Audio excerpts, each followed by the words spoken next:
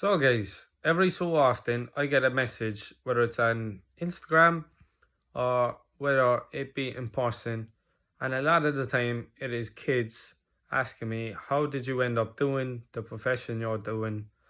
And sometimes it's people that I may have coached, and they might be stuck in a rut. They're sick of their job. They hate their job, and they don't know where to go. They can't see themselves doing it long term, but they get really stuck in a rut about what am I gonna do. I'm worrying about, I suppose, their future.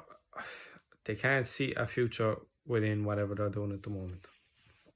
And the big thing is finding your why. And for me, football was always my why, and I had an insane, I suppose, drive to prove people wrong.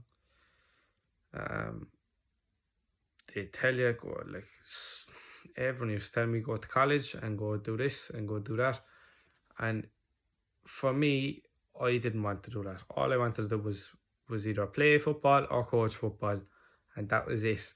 That was my goal, and I was driven, and I was just insanely obsessive with it. Sometimes I spoke about it, sometimes I didn't. So there was an element of putting it out there to make myself accountable, and then I would go after it. I would train really hard and so on, right? And I got to a point. I'm 21 now, and I'm not League of Ireland anymore, but I was playing League of Ireland since I was roughly 15, 16. Um, but then I suppose I loved the gym, and personal training was, I suppose, part of the learning of it, and I would have learned off all the coaches through football and so on. But being a PT excites me, right? And I had to think, why does it excite me? Because I love dealing with people. I do. Whether it drains the life out of me sometimes when someone's really negative and it hurts me, but it also gives me life when I see them go from that drained person, that negative person, to a really positive person. And I think when you flip all that in his head, I got to a point where it got busy, and then it becomes boring. And then I could see myself kind of fading away, and you start dropping your standard to a point.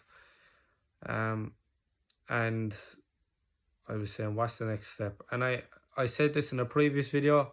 You have to strip things back. You have to be really honest with yourself. I considered loads of stuff. I considered different courses. I considered different jobs in complete different walks of life, completely different.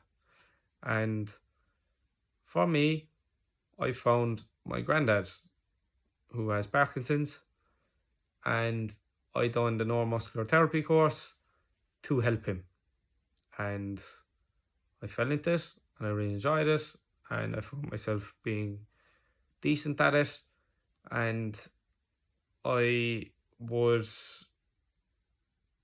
I suppose, have a new standard, and I'm pulling that up from the ground. And don't get me wrong, it will get to a point where I have to progress it even more.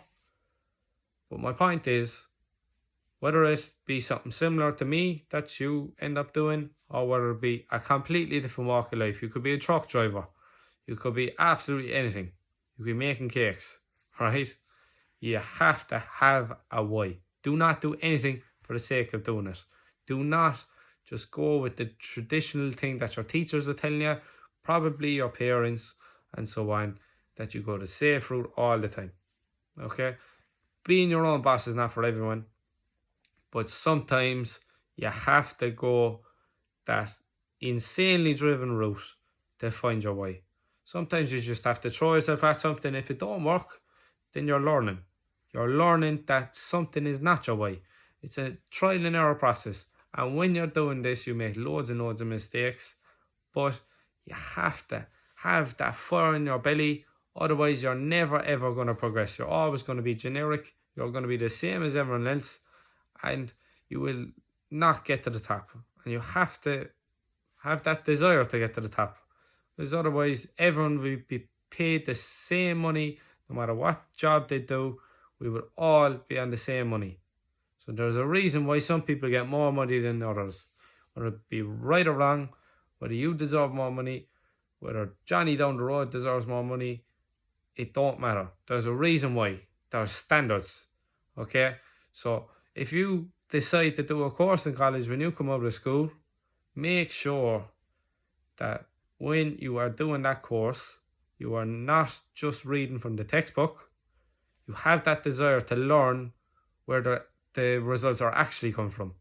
Okay, I get people come into me for PT or sometimes rehab that would have spent 4 or 5 years in college, but yet I suppose would not just be dismissing certain things, but they would go, "Oh my God, I got fucking this drilled into my head with 4 years in college to do this."